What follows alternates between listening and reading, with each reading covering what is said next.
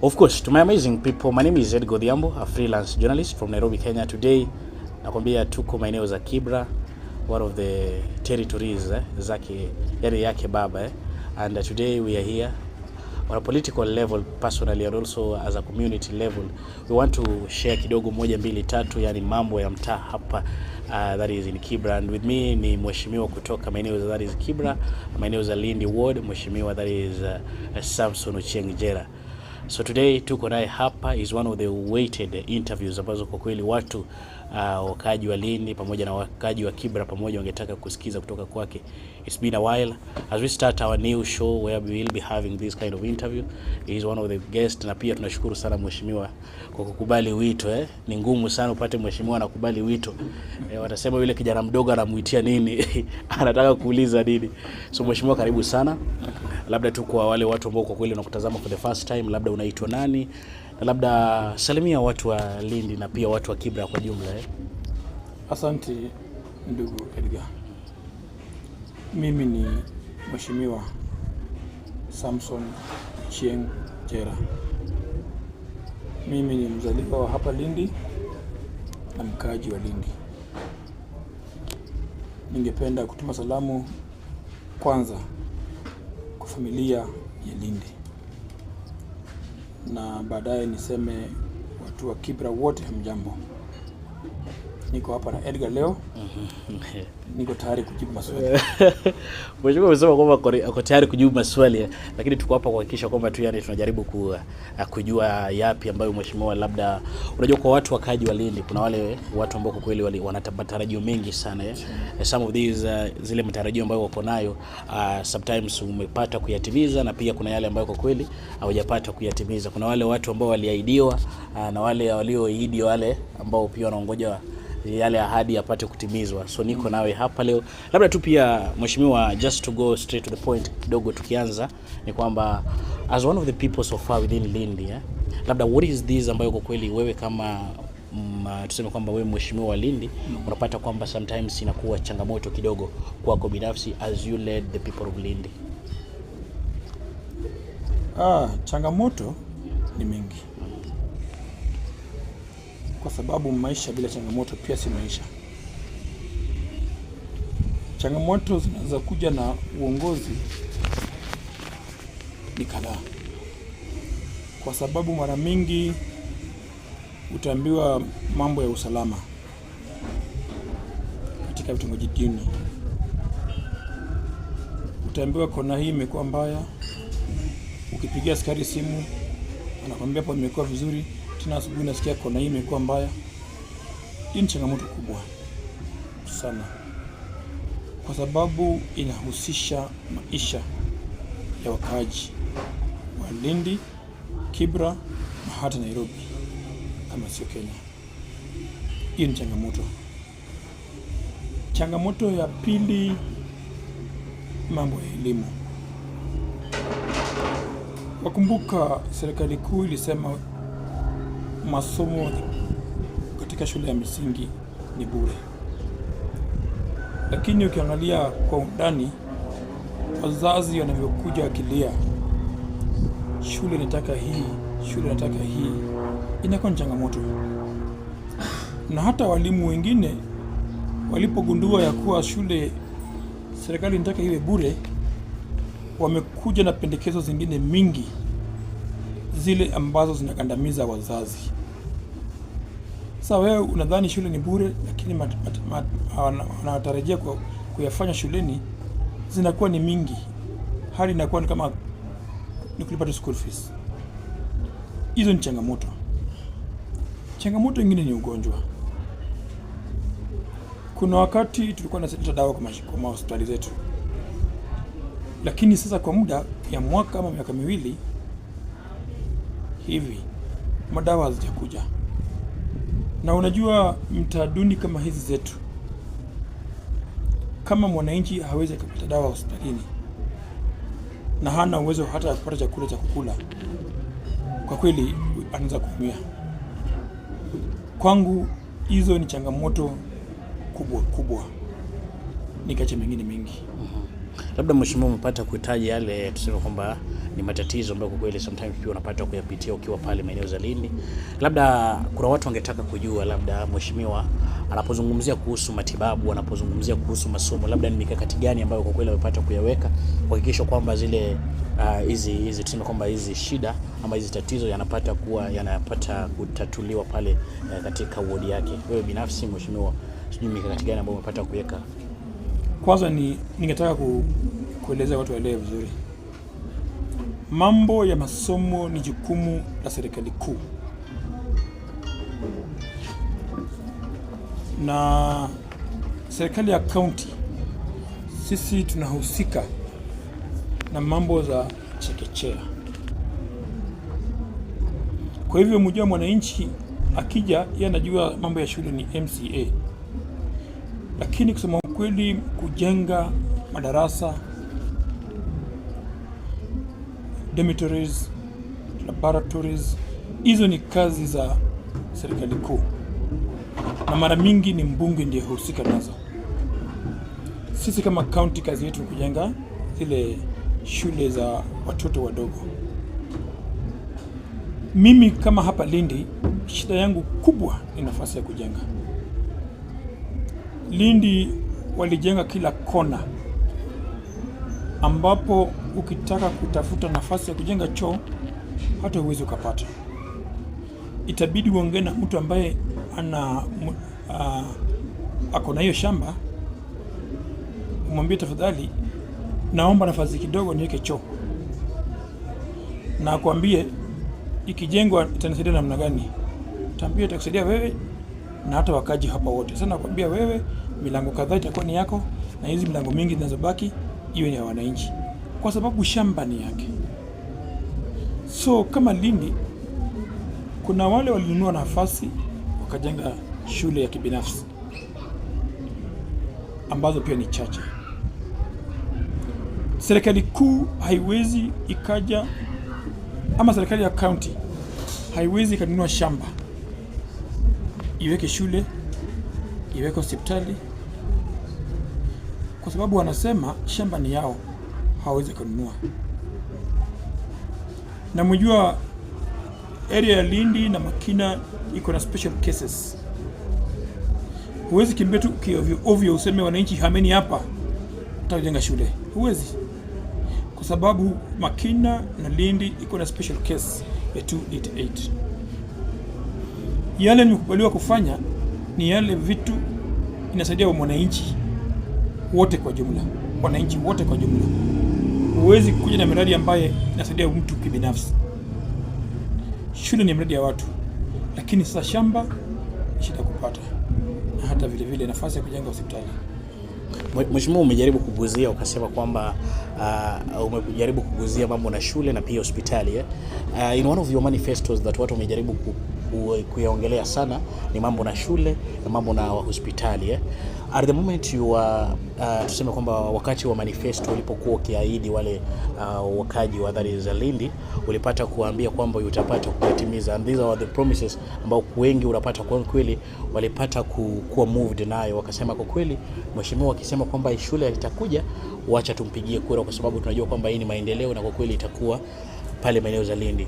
Do you feel ni kwamba wale watu ambao kwa kweli walikuwa wanakuaminia na kwamba wakajua kwamba shule pamoja na adhari za hospitali yatapata kujengwa leo hii, zile ahadi hujapata kuyatimiza, and there is no permanent solution toward that still? Edgar, yes, umesema ukweli.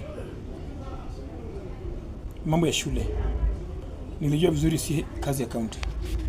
Nilijua vizuri nitaenda kulobi kwa mbunge. Na ukisikia statement zangu wakati ile, nilikuwa naambia wananchi mbunge atakuwa wa ODM, gavana atakuwa wa ODM, na rais atakuwa wa ODM. Wakati huo nilikuwa nazungumza, nilisema rais atakuwa Mheshimiwa Raila Amolo Odinga, ambaye kwamba mimi namjua. Nikienda kwake kama rais atajua huyu ni Jera, anataka asaidiwe hivi. Kwa hiyo uongozi governor si wa ODM, lakini mbunge ni wa ODM. Mbunge ambaye kazi yake anafaa kujenga shule, mimi nienda kwake nikamwalika aje Lindi. Tukaenda tukatembea, nafasi ya kujenga shule hakuna. Tukaongea na yeye, tukasema twende tuongee na watu wa Mashimoni squatters, watukubalie tugeuze hiyo shule iwe shule ya umma. Lakini kwa sababu kuna watu wengine hapo ndani, wale ambao wamechukua hiyo shule kama mali yao na hata hawako hapo, waliposikia nimeenda pale na mjumbe, tukatangaza tunataka shule hii ibadilishwe iwe shule ya umma, ili mbunge Peter Orero aje aweke madarasa hapo. Hiyo wiki waliangalia dona na akaweka ukuta ya mawe. Nafikiri ukienda leo huko utapata ukuta ya mawe, kwa sababu waliambiwa Jera na mbunge wanataka kuchukua nafasi ya shule waweke shule ya umma na ni mali yao wenyewe. Hiyo ndio mahali akili yangu yote ilikuwa niambia tutaenda tuzungumze na wao watupatie nafasi. Tukaanza kuwaza. Akili yangu ilikuwa niambia nijenge hospitali nyuma ya hiyo hospitali ya Amref ukielekea Mgomoini. Nilijua tu wakati nitakapopata pesa nitaenda kuomba serikali ya kaunti tuweke hospitali hapa. Ndugu yangu, mafuriko ilivyokuja, serikali ilitangaza watu wasitumie 30 meters kutoka kwa mto. Kwa hivyo ujenzi ya hospitali haingejengwa pale. Wengine waliniambia pia, mheshimiwa, kuna haja gani ujenge hospitali ya level 2 mita 20 kando ya hospitali nyingine? Haitakuwa na maana kubwa, japokuwa umejenga Lindi, lakini haitakuwa na maana kubwa, maana yake iko pale karibu. Lakini sasa serikali ilipokuja wakasema hakuna kujenga kando ya mto, ikawa ni shida. Nikatuma watu wa ofisi yangu wakatembea kila mahali. Ndugu yangu, nafasi utapata, utaambiwa nafasi iko, lakini tunauza. Plot ni yangu, ninaiuza. Sheria ya kaunti haikubali kununua shamba. Kwa hivyo hatungeweza kufanya hivyo. So Mwalimu Orero aliniambia yeye ako tayari kujenga shule kama nafasi iko. Na hata juzi akipeana basari alitangaza kuwa nipe nafasi nijenge shule wananchi. Mimi nimetafuta mahali pa kujenga hospitali. Nilisukuma mambo ya contractor City Hall hadi kafaulu. Nikawa na contractor anafaa kuja kuanza kujenga. Na tayari serikali imesema usijenge kando ya mto. Kwa hivyo site ambayo ilikuwa imekuwa approved kwa ujenzi wa hospitali, ikawa serikali imesema hakuna kujenga hapo. Hiyo pesa ilikuwa karibu ipotee. Nilirudi City Hall nikawaambia mahali nilikuwa nijenga hospitali serikali imekataa. Hii pesa naomba munigeuzie niende njenge barabara ya Moyale ndogo kwa haraka. Na nashukuru nilisukuma hiyo pesa haikupotea, maana yake hii ilikuwa pesa ya 2023 2024. Wakati tulichaguliwa hiyo mwaka, hiyo uchaguzi, baada uchaguzi kulikuwa na location yetu baada ya kuchaguliwa. Niseme ilikuwa 2022 2023. Hiyo pesa ilikuwa nijenge na hospitali. Pesa nilishindwa kupata. Niko na barua zote, ukitaka kuja kwangu nitakupa kila kopi ya kuomba, ya kuandika, ya kupitisha, kila kitu niko nayo. Nikaomba niwekewe barabara lami. Na kwa kweli barabara nimeweka lami. Kutoka kule Moyale ndogo mpaka main road yetu ya Lindi. Pesa yangu ya 2023-2024 tulikuwa na shida ya hii mto. Kila mara inakuja inasomba wananchi, huwezi pita, watoto hawezi kwenda shuleni wakati maji imejaa. Wananchi waliniambia nipatie priority. Na kwa kweli nilipeleka priority yangu, nikasema hii bridge tengenezwe. Contractor alikuja na ameitengeneza. Na hata wewe Edgar umekuja siku moja pale ikitengenezwa ukinihoji hapo. Naamini uliona kama imetengenezwa kwa kiwango ya juu. Sio bridge tu ya ovyo ovyo. Ni bridge ambayo itaishi kwa muda mrefu. Pesa yangu ya tatu ya 2024 2025 nilitenga niweke kwa barabara hii ya Sura Studio ikielekea Katokera, kwa sababu hii barabara imekuwa ni kilio ya kila muda, na hata wewe umeenda pale ukicomplain mambo ya siwa. Nataka kuambia hiyo city hall kama si kama kiti ya bunge, mbunge anakuja anasema tengeneza hiyo, anatengeneza hii city hall. Ni kulobi, na baada ya kulobi ili sheria itengenezwe na ipitishwe iende kwa mpangilio yote ifike kwa ujenzi, inachukua muda mrefu sana. Na furaha yangu ni kusema barabara ya Sura Studio ikienda Katokera kule chini, Arusha chini Katokera, tayari contractor amepewa barua. Kile libaki afanye ilikuwa ni kuandika barua ya kukubali kufanya kazi. Barua ameshaandika. Kingine amekuja kwa site kuona vile anafaa kuanza kazi. Jana tu picha ziko hapa. Watu wangu wa ofisi wamempeleka wakatembea na yeye. Sasa inafaa kuja kesho na engineer amwambie jinsi na ampatie authorization ya kuanza kazi. Mungu akijalia, hii wiki ni ya kupanga, kujua inafaa barabara ianze hapa, kupima, mashini zinakuja, watakafanya kazi ni kina nani. Hii wiki tunaanza hii. Ndio hiyo wiki inayokuja mbele, hiyo kazi imeanza kuchapwa. Hii barabara imekuwa deni yangu na Wanalindi. Vile ilikuwa deni yangu ya barabara ile ya chini ya Mwele Ndogo. Mimi na Mheshimiwa Yugi vile hapo nyuma tukaenda tukazungumza na marafiki, tukawaambia barabara ni nyingi hapa, na kama hii barabara Sunday Studio ziko mbili. Kuna moja kutoka Sunday Studio ukielekea line 7 na kuna moja kutoka Sunday Studio ukielekea Lang'ata Ngeno.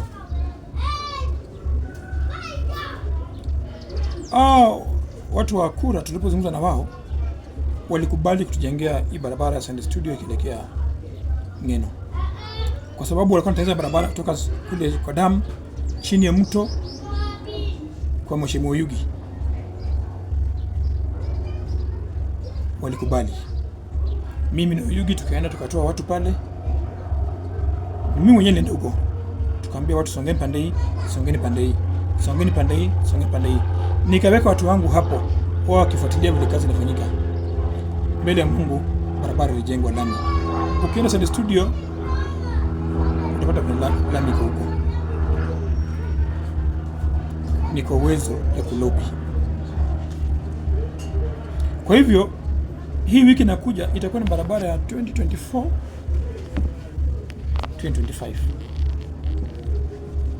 Hii ingine inakuja 25 26 pia ni kwa mpango. Hiyo sitaki kusema hapa leo, lakini nitakuja kuelezea wakati hii barabara kiisha. Pia nitafuta nitakwambia sasa mpangangu ni gani nyingine. Na kwa sasa ni hii barabara.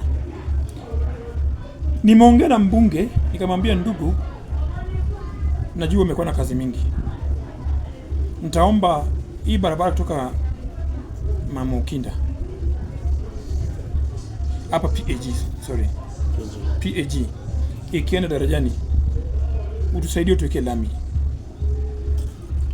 Alikubali, hakukataa. Niambia tutakaa chini tuangalie njia gani tutaweka hiyo barabara iwe lami, kwa sababu nilimwambia hii barabara Sura Studio tayari barabara zangu zote ziko tayari, ni kazi nafaa kuanza. Kwa hivyo kwa roho ya heshima, yeye aje atengeneze barabara hii kutoka PAG mpaka darajani pale, ili wananchi hata ukija usiku waweza kutumia taxi na ufike kwa nyumba. Labda mheshimiwa kidogo pale nyuma umesema kwamba there is a location ya pesa ambayo ilikuwa ya kujenga hospitali, na because hukupata fursa ama ya nafasi ya kujenga hospitali pale, hakukuwa na nafasi, ukasema kwamba because hii pesa ilikuwa pia ni ya wananchi wa Lindi, ukaamua kutengeneza pale bridge ambayo kwa kweli pia tunaiona barabara ambayo pia kweli tunaiona pale. Labda at the end of this kuna wale watu ambao bado wanahisi kwamba ahadi ni deni na lazima yapate kutimizwa. Labda how are you going to convince the people of Lindi about exactly wale watu ambao kwa kweli walikuchagua kwa minajili walitaka hospitali na walitaka shule. What are you going to do to make sure that you also they also feel that indeed their pledge ama kwa kweli yale matamanio ambayo walikuwa nayo yapata kutimizwa? Edgar, it is this easy. Give me a space, I will do what I'm supposed to do. Give me a space, I will do the necessary. I have explained here very well that the construction of a dispensary level 2 was ready. The contractor was ready. The only problem that came up was lack of space. If the space was there, today we'd be having a level 2 hospital in Lindi. I have explained to you very well that the government pronounced itself by saying that all the buildings besides the rivers must come down. And you saw what they did in other areas of Nkuru. They came all the way to Harris. And they told the government not to allow any construction, permanent construction, around the river line. What would I have done? What would I have done then? It is the reason, instead of losing the money, I went back and requested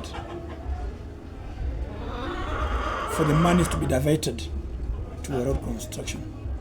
Otherwise, the money was there, the contractor was ready, the only problem was land. Give me that land, we'll do it.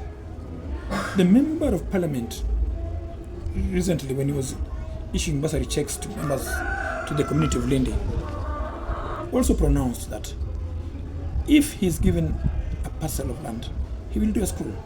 He is ready. You must understand that Lindi is a unique ward. It is a landlocked ward. There's no space at all. You can as well remember that when the national government wanted to do a bypass, many people were evicted. Many families suffered. You can remember that one. So unless you want us to evict people, and who will do that? Because this land, as I told you, Lindi and Makina are equally unique areas. They fall under 288. Okay? So the things you cannot just wake up in the morning and do them. Like somebody who is in Line Saba, Woodley, Sarangom will do. It is a very unique word. But let me tell you, Edgar,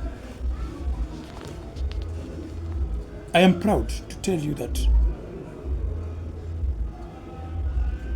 amongst the MCS who have been here in Lindi, what I've done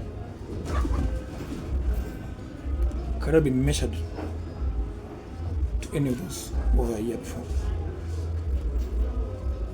I will show you what I've done for the people of Lindi. They're here for you to see. Yes, mheshimiwa. Tunasema kwamba hadi ni deni. Kuna watu ambao bado watataka kusema mheshimiwa. Labda tu mheshimiwa, kidogo pia tukirudi nyuma kidogo, one of the key things ambao watu wanapata kuzungumzia, it's about the unemployment ambao kwa kweli the youths ambao wako maeneo pale za Lindi. Labda mheshimiwa, labda the youths maeneo za Lindi umeweka wapi? That is exactly the term most of the people will use. Labda what are the criteria you're using to make sure that indeed the youth from your community or from your ward are elevated in terms of exactly employment, and also equipping them with the skills so that indeed we curb the issue to do with the insecurity within that is Kibra at large? It's a good question, Edgar. Yes.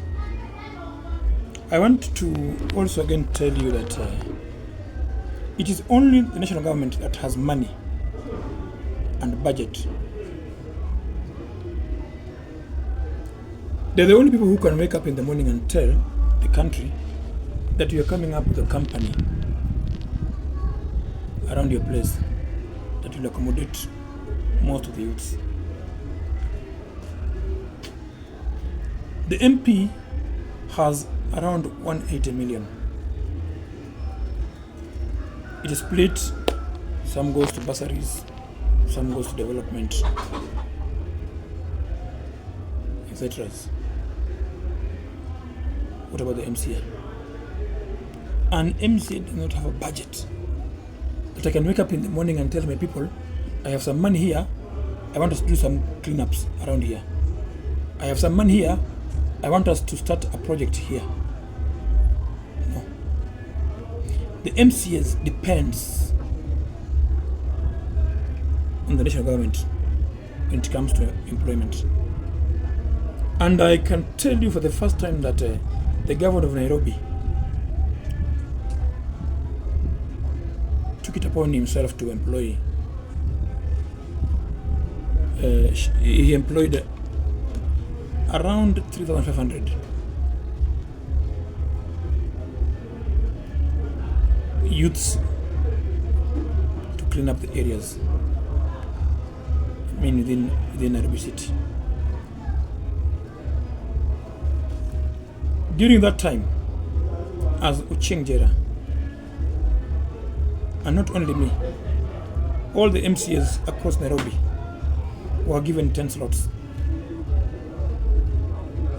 each. If you need the records, I'll show you.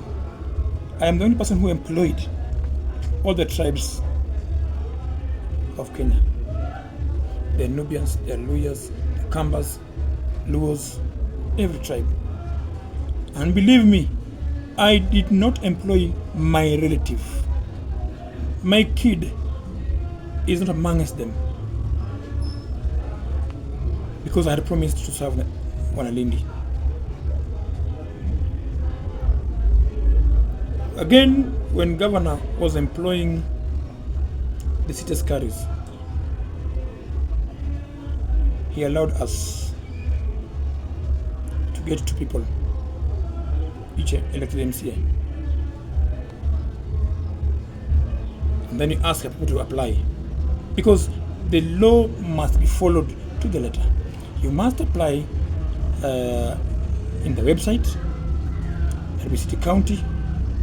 They applied, they follow the process,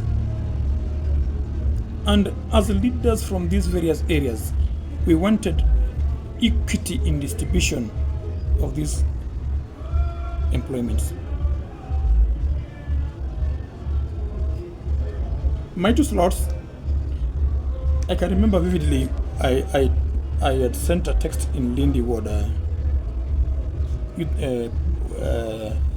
WhatsApp group, but I wanted a person who had applied, because one, I had another youth from Kambimuru, a Nubian, around Gogo place. So I was looking for another one, and I sent a text in Lindy WhatsApp group. Immediately somebody responded back, inboxed to me and told me, we have somebody here who applied. He's a boy from Keso community. I told him, yes, bring the name. Believe me, the 2 boys are working today. I understand that people have been confusing the employment from the Nairobi City County with the employment from the national government. When President Ruto announced that he was going to pick some youths, actually engage them in cleanup exercises along the rivers, they used the DCs and the chiefs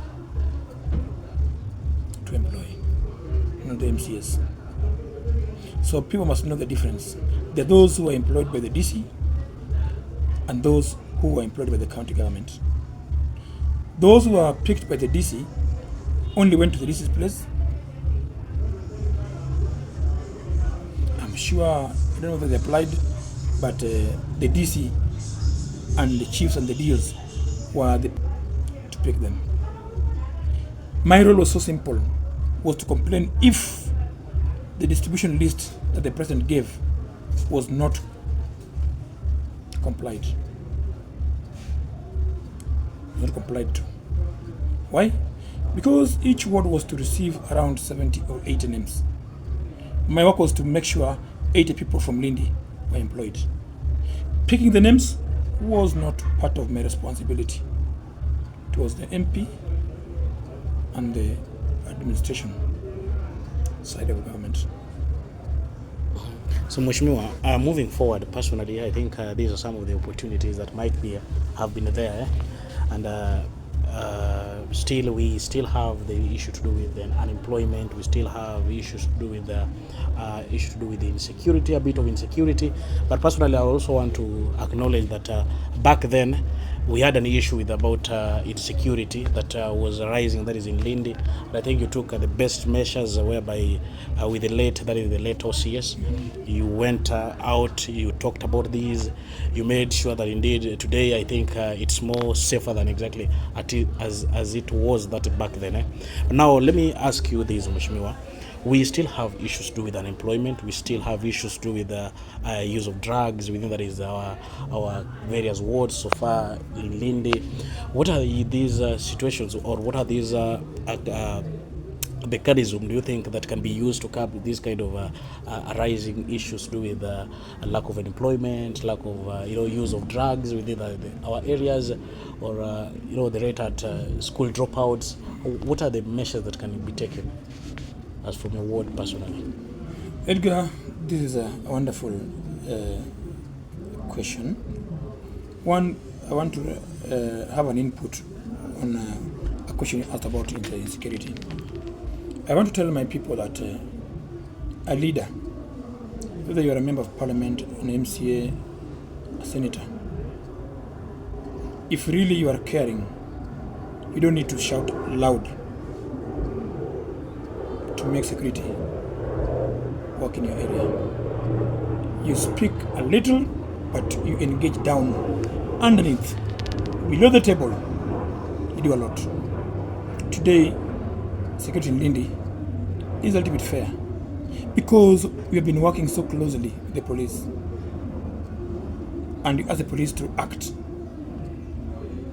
When I get information that this place is not very right, is so insecure, this place is so dangerous, I inform the police, please move there. And they call me back to tell me that yes, we were there, the situation now is calm. That's how people work. Don't shout everywhere, every time. When you shout, those who commit crime will know what you are planning to do. And that will also amount to be the more insecurity. So, dealing with security issues, you have to be very smart. Don't shout. Issues of school dropout and drug abuse. I think this falls squarely under the national government. They have the resources. They control the NGOs. What the country government does is that they try to build rehab centers. But why should we go all the way to rehab centers trying to help these kids not to go haywire when we're not planning to get them jobs? Rehab centers is not a long-term solution to this problem. The best solutions is the government to come up with companies that can employ these boys, these ladies. The government should open up the market by which the many youths who are coming from school can join in. And when the government allocates money to the county government, it becomes so easy for the county government to make sure they're also doing the same thing around Nairobi. I wish and I believe you know that there's been a problem between the county government and the national government. regarding failures to allocate, not even to allocate, to remit money to the counties. Counties have been complaining all through that the government has been delaying with the monies that are supposed to go to the counties. So it makes it difficult for a governor to implement what he has promised. Let me tell you that, for example, in Nairobi, we have a budget of around 42 billion every year. But it's very funny that out of this 42 billion, the annual collection by the county is merely between 12 at mostly 10 billion per year. What the government gives to the county is also 10 billion.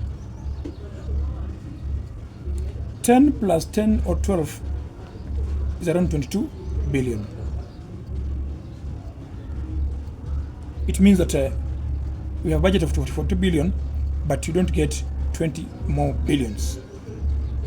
So during budgets, after all wards have been asked to submit what they think should be done into their wards, you place what you think can be done by the government, by the county government. But during budget, it fails because there is no money. The amount they had proposed was 42 billion. The amount they have is around 22 billion. You can't succeed. This can only succeed if the government decides to add amount of percentage that they give to the counties from maybe 15% to around 30% or 35%. As you have been hearing Baba talk about, counties should be empowered because the counties are the ones who are responsible with a lot of development within wards. Edgar, out of the 22 billion county receives in a year, let me tell you that more than 60, if not 70%, goes to salaries. The only amount of money that is left in that kit is between 20 and 30%. That should go for developments. It should be placed in development basket. That is the problem the country is facing and the counties are going through. So Mheshimiwa, I was told to say this because ningekuwa nimefanya vibaya sana if I don't talk about this. First of all, I've been told to recognize and appreciate you for exactly the issue to do with the electricity. Back then watu walisema wanaweza enda even 3 weeks, but we have seen exactly somebody said that after the you personally meeting, that is the CS, that is Pio and I, we have seen exactly a new change whereby ikienda sana wanasema siku hizi ikai 1 hour isharudi. So I was told to say this but meanwhile, as we also saizi tunajivunia sana, most of the people within Kibra, they are appreciating this. Some of the people are really complaining about exactly issue to do with electricity, the poor connection whereby it leads to loss of lives. I think the other time when there is a lady, that is Clemencia, you were also there, you saw that scenario. What can we do about exactly the issue to do with that is poor connection that is now leading to fatal injuries? Now, the issue of electricity connectivity, that is us, the community. But again, coming down to blame them becomes another problem. The same youths are talking about that are jobless. So when you are jobless, you can think about anything, including skinning a monkey. These youths, because they're jobless, they chose to supply electricity. And because they're not qualified, They supply it everywhere, extensively, to make money. Some will go underground, some will go over the poles, just to make money. You want to stop him. And the electricity goes to somebody's house. A person who has not been using electricity now gets electricity. If you tell him that this was a wrong connection, he will kill you because he has power. He can watch television.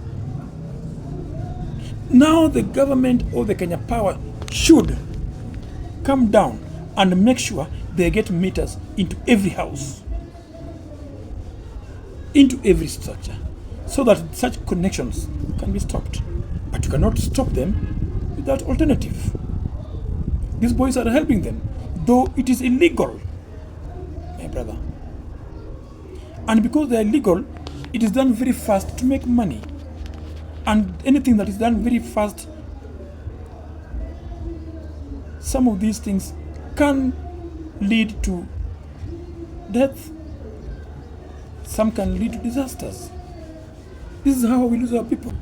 So Mheshimiwa, labda one of the key things tumongelea mambo ni that is electricity, poor connections, and you say the alternative that we have saizi ni kwamba if now the national government wanaweza kuja hapa to next that is to the ground level wapate kuwekea watu meetable. But Mheshimiwa, the other thing ni kwamba this is not the first time this is happening. There is a time tuliona watu wamekuja kila mahali and everybody had a drop whereby everybody was given the meter books, but with the time again things went changed again. What do you think? What is not happening, Mheshimiwa? I have been following this thing so keenly. The Kenya Power are trying their best to make sure they get revenues down from the people here. And I can tell you that those who let them down are the agents, the brokers. If I tell you that most of the brokers are people who work with Kenya Power through their proxies. They get proxies from the village, slum areas, and tell them, supply this place, supply this area, get the money, we share. So whatever Kenya Power is trying to do, they do it differently. Because they're the ones who are making money, not Kenya Power. Kenya Power should come up strongly and ensure that they come down, they make sure all the houses within slums, they work with the provincial administration, they work with the member of parliament, they work with the member of county assemblies in each area, work with the wazee vijijis, so that every door gets its own connection together with the meter. I'm telling you, Kenya Power will make money. You know, when the transformer burst, we ran to Kenya Power. When they calculate the amount of money they get from us annually, completely nothing. But the people who are living in these houses are paying money every month to brokers. This is why when there is a blackout, it takes too long for the Kenya Power to reconnect it. Assume that these connections were legal. Every house was paying its own payment a month. The Kenya Power run very fast because they are making a lot of money from the slum areas. In fact, we can give them more money than those they get from Karen and other places. Because we are here, we are many. Yes. The only thing that is pulling them down is their own staffs who are working with cartels down here. Mheshimiwa, just I think tumeongelea sana historia. We have talked about exactly the issues, and I think if the issues were to be tackled, I think today I've tackled all the issues that most of the people have been asking. Mheshimiwa, kidogo in a political arena, wacha turudi kidogo in a political arena. You have seen exactly the other time tumepata kumpoteza one of the diehards, and you are one of the people elected that is the ODM party. And I know exactly at that time you had this a grieving period. Labda mheshimiwa kidogo tu, just to ask you ni kwamba we have seen exactly most of the politicians, their lives are now being at threat. Like they talk of their life is not that protected, they are at risk. Labda wewe mheshimiwa, unapo as you interact with other people so far, with your other MPs or with other mheshimiwa kidogo tu, these are politicians, what are you people discussing in terms of exactly the security part of it? Do people feel that indeed go safe, ama do you feel that like you people you're not safe because of your stance in terms of politics? Because I'm here first, let me send my condolences to the fallen hero, Member of Parliament for Kasipul.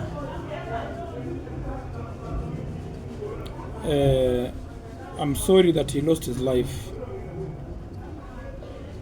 in a very painful way, just around here. And I'm sure you know that the city mortuary is in Kibra. So he died just closer to our borders. But again, it would be so funny that I sit down to discuss how an MP was assassinated and forget to say how ordinary people are dying every day.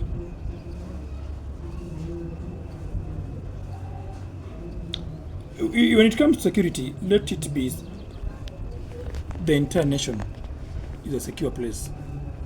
If the country is secure, it is easy to get donors coming down here. It is easy to get friends of Kenya coming down here.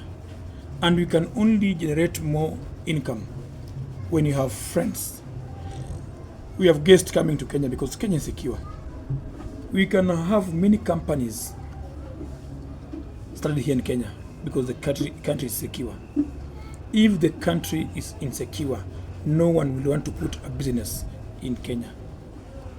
So the issue of security should not only be when a member of a county assembly or the parliament of Kenya dies. Let it be to all Kenyans, so that we will be able to consider everybody losing his life. I am telling you again that if the country is secure, we will get many friends coming to Kenya to even start companies here. Who will come to the country when you are killing yourselves here and there to start a company or an NGO coming here? They can't, because they are risking their own lives. So I also want to urge political rivals that elections are every 5 years. Why can't we campaign in a very peaceful manner? And the public, when the public will say that you have been serving us, you served at this level, please give space.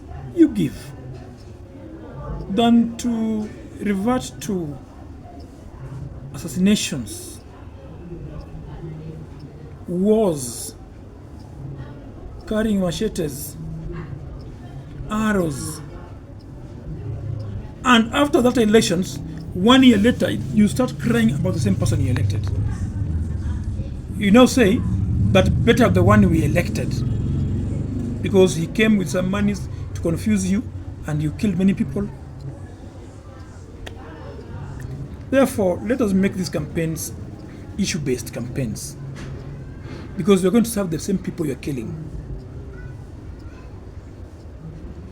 You have seen Lindy. Lindy, I have tried as much as possible to make it a very peaceful ward. We don't fight. I don't insult anybody. I try to listen to people. Take your own good example. You have come to my ward to do some oversight. You highlight them. I have never called to insult you. I have never sent anybody to come and even tell you anything wrong or bad, or even to injure you. I have never sent anybody to arrest you. Because I say, we must work. We are all working. Because I should not be happy when you praise me and I forget to listen to what you tell me. At times, for example, when you talked about a sewer that had busted, What you didn't know is that I was there before. We connected it, and again, busted. But when again you came, I called the people responsible and asked them, why does this sewer always burst? They went there again. See? So personally, Edgar, I am not taking you negatively. You are building a career that if you are clever, we must support you. Why should I criticize you when people from Mathare and Kawangware are praising you? And you are coming from my place. I should be the first one to praise you. Two, one thing I like about you, I wish to you that you do the most, is that you engage issues of public interest. You engage on issues of public interest rather than engaging on family matters, which you have really tried. When you go, for example, the member of parliament, you start talking about his families, hiyo utakuwa umeharibu, manake umesahau na kazi ambayo unafanya. And you are building a wonderful career. Make it a serious career, because in near future you'll not be here. You'll have moved very far. I tend to think that you behave like one is a guy who was working, who schooled at Raila Educational Center, and he just like you started here. Today, he is one of the team leaders at Ramogi TV. This season TV on Ramogi department. I'm telling you, you'll go places. Just work hard and make sure whatever you want to do, first inquire, have the facts, interrogate, research, so that you don't post things that some of them are lies. Because some people tell you a lot of lies. There's a guy who came to you shouting, oh, Jera, hajafanya kitu. But that boy did not tell you I gave them a tank. The first tank I gave in Lindi ward, I gave it to them. They came to me and told me they want a tank. I gave it to them. He never told you where he was addressing you at. Behind him there's a tank that I donated, I gave to them. And he's the only one complaining. The rest are not. Because I gave them a tank. So you must understand, some of the boys, few of them, not all of them, few of them, who will want direct assistance. And as a human being, at times you have it, at times you don't have it. If you don't have it, you fail to give him, he takes it negatively. He will say anything about you. What I'm telling my people is that I will do what I'm able to do within the time I'm here. You'll judge me by what I will do and what I will have done. If I will have failed, vote me out. But I am so sure that I will do whatever I'm supposed to do to the best of my ability. Because I promised that I will work. I will work to the end. Even if I will lose honorably. But looking at the things, as things stand now, let's wait and see. Yes, Mheshimiwa, labda one of the key things pia ningetaka kuzungumzia kidogo. We have seen exactly that is the member of parliament, that is Mias East MP, that is Peter Selassie, who has been boldly that is criticizing, that is your party leader. And recently we have seen him being arrested, that is on Friday. What is your take about exactly Peter Selassie's move towards exactly, criticizing, that is your party leader, calling him names that are there that we have seen exactly? I will not want to mention because it might piss people like you, Raila's that I had. No. Let me tell you, in a human life, Yes. we have levels of growth. From infant, kid, small babies, you grow to adolescence, then you become mature. I will not discuss the man Selassie because he is not mature. He is a kid. People elected him thinking that his jokes would make them feel better. And I think he went to one school where some other members, other politicians went to, who believe that the only person who can build your image is Raila Odinga. You either support Raila or criticize Raila and become a hero. So he believes that by criticizing Raila Odinga, we will make him a hero. No, we will not make him. Let me tell you, most of the people here don't talk about Salasya because they think he is a madman walking around the markets. Do you think anybody in his right senses will stand somewhere and listen to Salasya addressing wananchi? No. No. Tell me about a different person, not Salasya. Tell me about any other politician, but not Salasya. That's a boy who's still growing up. He's trying to use the name Raila to build his political image. He cannot grow up. You have seen recently posted and talked about exactly that his life is currently under threat. Do you think this is just a story, or what do you take about this? Any politician will tell you that when he thinks that he wants to build his image and he wants sympathy from his community, he will tell you my life is in danger. If your life is in danger, go to the police. Tell the police. And then tell the people I went to the police. The police will investigate. I'm telling you, this boy is playing politics. He was once told that if you want to build your image, fight Raila or support Raila. So you want to fight Raila so that his image becomes bigger, forgetting that he went to parliament and Azimio. It is the same Raila who campaigned for him. Then Raila was a hero. Then Raila was a father. What changed? So when people remember, people just think about, oh, it's election time. Election is coming soon. I'm losing ground. Now they want to be heroes that they are not. Boss, they are so lucky that they are fighting the system. I can refer to a lion without teeth. When the government was government, where were they?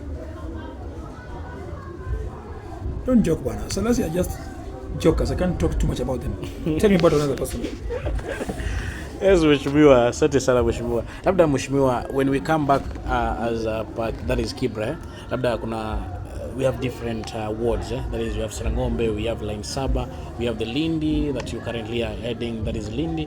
We have also, that is Kenyatta, that is Woodley Golf, that is the other one being headed by, that is the DNG, and also we have the Makina ward. What is your relationship with these MCs toward exactly making sure that Kibera stands out as one of the best constituencies in Nairobi and in Kenya at large? First of all, let me appreciate these members. Mheshimiwa Lawrence Otieno, Mheshimiwa Caesar, Mheshimiwa DNG, and Mheshimiwa Kaende. We are a team that works so closely. For example, when we went to Shofco to request for some scholarship, we went together. And I must appreciate here that, for real, Ken Odede and the entire office welcomed us so well, so well. At the time he gave us checks,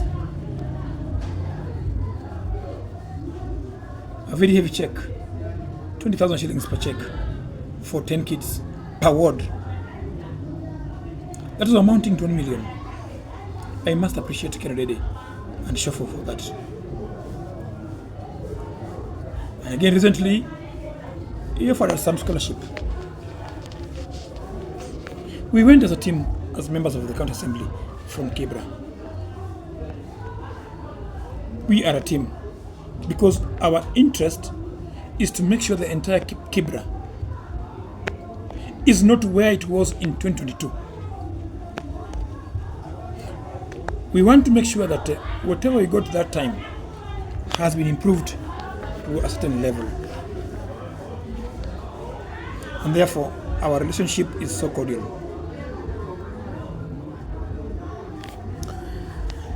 tumekuwa tukipiga story na that is mheshimiwa that is mheshimiwa Lindi Ward, one of the best tuseme kwamba one of those people who have been working that is within Lindi, na I'll have to appreciate because hizo watu wanasema, watu wa Lindi wanasema stima ikienda sana ni one hour 1 hour mambo iko sawa.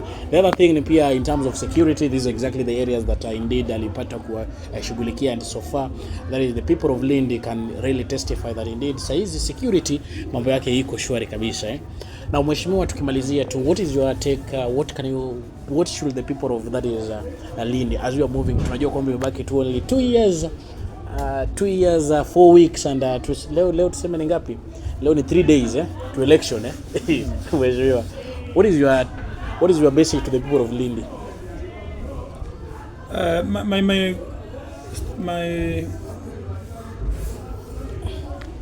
is it parting short or what? My message to the people of Lindi is, as members of county assemblies, the entire country, we have an issue in court because bursaries were stopped by the how do you call it? There's a lady at the COB,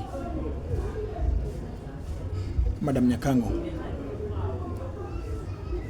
We used to give bursaries to our students, and these bursaries were stopped. The matter is in court. I have heard the president talk about it, the deputy president, and few governors. But there are people who are really fighting MCS not to have bursaries.